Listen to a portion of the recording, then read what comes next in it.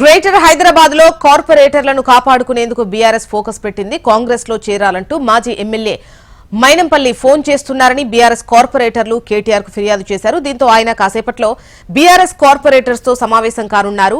సీఎన్ రెడ్డి, బాబా ఫసీయుద్దీన్ ఇప్పటికే కాంగ్రెస్ గూటికి చేరారు. అయితే జేహెచ్ఎంసీ ఆపరేషన్ ను సీఎం రేవంత్ రెడ్డి మైనంపల్లికి అప్పగించినట్లు తెలుస్తోంది. అందుకోసమే ఆయన బీఆర్ఎస్ కార్పొరేటర్లకు ఫోన్ చేస్తున్నట్లు ప్రచారం జరుగుతోంది.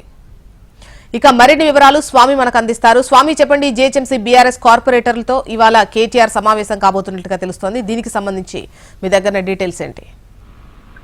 Josna BRS party working president KTR మరి కాసేపట్లో తెలంగాణ భవన్ రానున్నారు. గ్రేటర్ హైదరాబాద్ లో ఉన్నటువంటి కార్పొరేటర్లతో సమావేశం కాబోతున్నట్టుగా తెలుస్తుంది. ఇప్పటికే రాష్ట్రంలో అధికారంలోకి వచ్చినటువంటి కాంగ్రెస్ పార్టీ ఆపరేషన్ హైదరాబాద్ ని మాజీ ఎమ్మెల్యే మైనంపల్లి హనుమంతరావుకు అప్పచెప్పినట్టుగా తెలుస్తుంది. మైనంపల్లి హనుమంతరావు గతంలో బీఆర్ఎస్ పార్టీలో గ్రేటర్ హైదరాబాద్ అధ్యక్షులుగా పనిచేశారు. హైదరాబాద్ లో పలువురు కార్పొరేటర్లు అధికార పార్టీలకు చేరడం కోసం ఇప్పటికే సమాయత్తమైనట్టుగా తెలుస్తుంది.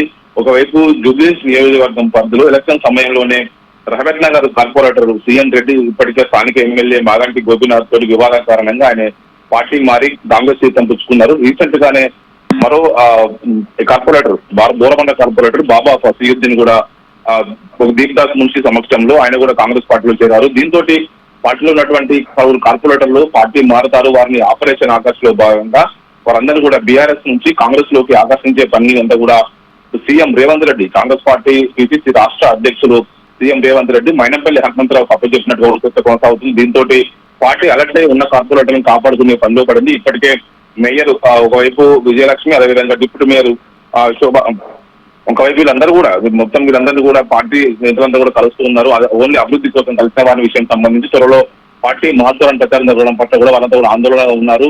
పార్టీలో వారందరికీ ఎలాంటి ఇబ్బంది లేకుండా రానున్న రోజుల్లో వారికి సరైన సముచిత స్థానం కల్పిస్తాము. అధికార పార్టీ ఎప్పుడు అధికారం శాశ్వతం కాదు, ఖచ్చితంగా మీరంతా కూడా పార్టీ సేవలో ఉండాలని చెప్పేసి కూడా పార్టీ వర్కింగ్ ప్రెసిడెంట్ కేటీఆర్ వారితో చర్చలు చేయబోతున్నట్టు తెలుస్తుంది. ఉన్నవారిని కాపాడుకోవడంతో పాటు ఇలాంటి ప్రలోభాలకు లొంగొద్దు, తెలంగాణ వాదంతో తెలంగాణ హైదరాబాద్ నగరం కోసం బీఆర్ఎస్ పార్టీ చేసినటువంటి అభివృద్ధిని చూసి మిమ్మల్ని అందరినీ కూడా గెలిపించారు. మీరు చేసినటువంటి ప్రజాసేవని కాపాడుకోవాలి, ఖచ్చితంగా పార్టీ లైన్ లో ఉండాలని చెప్పేసి కూడా వారికి కేటీఆర్ చెప్పబోతున్నట్టుగా తెలుస్తుంది. జ్యోత్స్న.